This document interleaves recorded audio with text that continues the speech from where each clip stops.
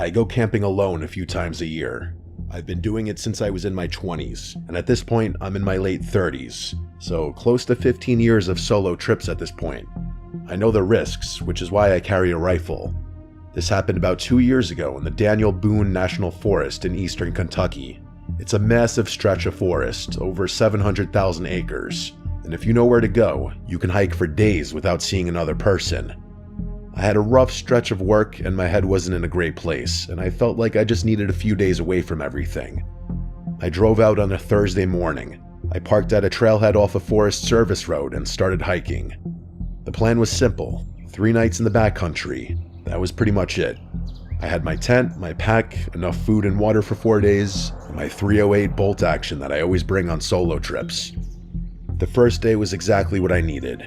I covered about 7 miles before finding a flat spot near a creek bed that looked like a good place to camp. I set up my tent, gathered some wood, and had a fire going by the time the sun started going down. I cooked some food, drank a beer, and sat by the fire until it burned down to embers. The whole time, I didn't see a single person. I fell asleep around 10. I woke up at some point in the middle of the night.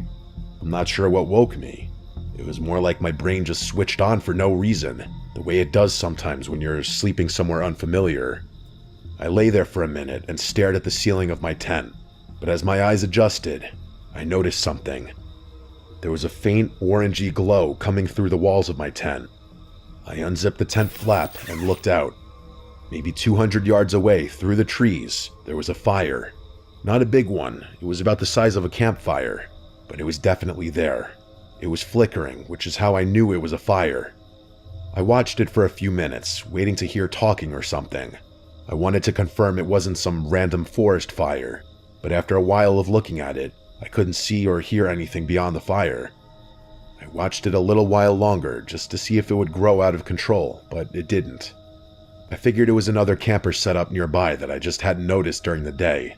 It wasn't impossible, especially since I had gone to sleep relatively early. I figured whoever it was had gone to sleep and left their fire going, which is irresponsible but not uncommon. I watched it for about 5 more minutes and then zipped my tent back up and went to sleep. It didn't bother me too much. When I woke up the next morning, the fire was the first thing I thought about. Not because it had scared me, but because I was curious. I wanted to see who else was out there, maybe say hi, but mostly to satisfy my curiosity. I packed up my campsite and hiked in the direction where the fire had been. It took me about 10 minutes to reach the area. I was pretty confident I had the right spot. There was a natural clearing that lined up with the angle I'd been looking from. But when I got there, I stopped. There was no fire pit, nor was there a ring of stones or a pile of ash or scorched ground, charred wood, nothing. The ground was completely undisturbed. I walked the whole clearing, checking for any sign that someone had been there, but there was no signs of life whatsoever. The area was pristine. I stood there for a while, genuinely confused. I was certain I'd seen a fire. It had been a campfire burning clearly for at least 5 minutes while I watched it, and yet the ground where it should have been looked like no one had set foot there in months. I considered the possibility that I had the wrong spot, but there wasn't another clearing anywhere near the right distance or direction. There wasn't much I could do beyond that though, so I just moved on. I still had 2 more nights planned, and I wasn't about to cut my trip short over something silly like that. I hiked for most of the day. The terrain changed as I moved deeper into the forest. The creek bed fell away behind me and the ground started climbing. By mid-afternoon, I was in a denser, older section of the forest where the trees were taller and the canopy was thick enough to block out most of the sky. It was quieter in there, which was nice. I found a good campsite around 4. That evening was uneventful. I doused my fire a little after 9 and turned in for the night. I don't know what time it was when the sound woke me up, but it was loud enough to pull me out of a dead sleep. I woke up to this distant, enormous cracking sound, like a thick branch being snapped in half, except it kept going. It was violent, and it lasted for maybe 3 or 4 seconds. At the tail end of it, there was a deep, resonant thud that I could quite literally feel in the ground beneath me. I instantly knew what it was. A tree had fallen somewhere deeper in the woods, or at the very least, a very large branch.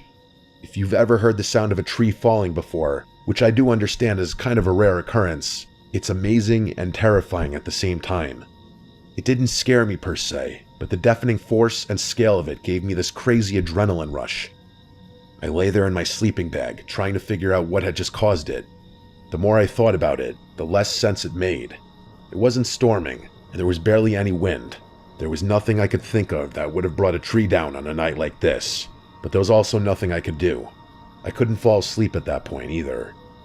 My heart was still racing, and the adrenaline had me awake, so I just kind of closed my eyes and waited for it to wear off. But then, not 10 minutes later, it happened again.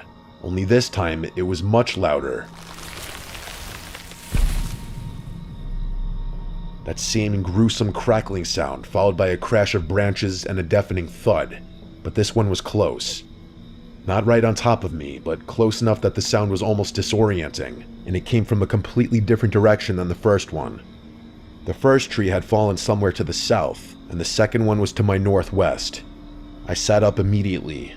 Now I was actually scared. 2 trees falling on the same night in 2 different parts of the forest with no wind and no storm.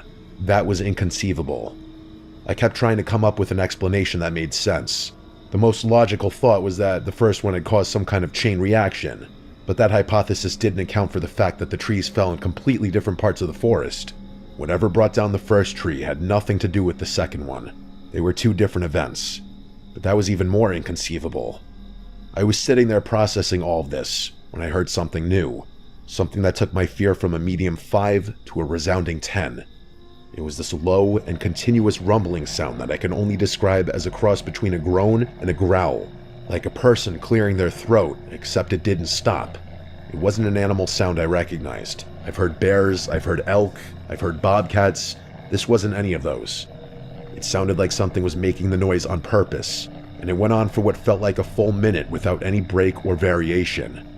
I did the only thing I could think to do. I grabbed my rifle, chambered around as quietly as I could, and aimed it at the tent flap. At that point, I was full on panicking. I must have sat like that for 20 minutes. The sound eventually tapered off. It didn't stop abruptly, it kind of faded out, like whatever was making it had moved further away. And just like that, the forest was quiet again. I didn't sleep the rest of the night. I don't think I would have been able to if I tried. It was the worst night of my life. As soon as I saw daylight, I got out of the tent. I packed up as quickly as possible, still spooked and extremely unsettled despite being able to see. Once everything was in my pack, I started walking in the direction of the second tree, the louder and closer one. I needed to see it, if only to confirm that I hadn't imagined the whole thing. I had my rifle ready in my hands, so I found the tree after about 10 minutes. The thing was massive, and its trunk was lying at an angle across a shallow slope. Broken branches and debris were scattered all around it, so it was real. I really couldn't believe it.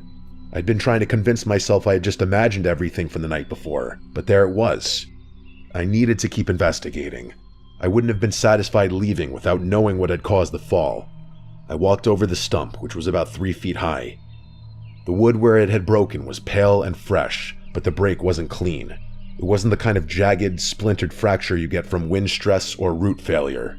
The wood around the break point had been torn apart in a way that I had never seen before. Parts of the stump looked like they'd been gouged. I really don't know how else to describe it. There were long, irregular grooves running through the wood at different angles, and it looked like some of them were up to an inch deep, at least. The wood genuinely looked like it had been stripped and chewed rather than cut or snapped.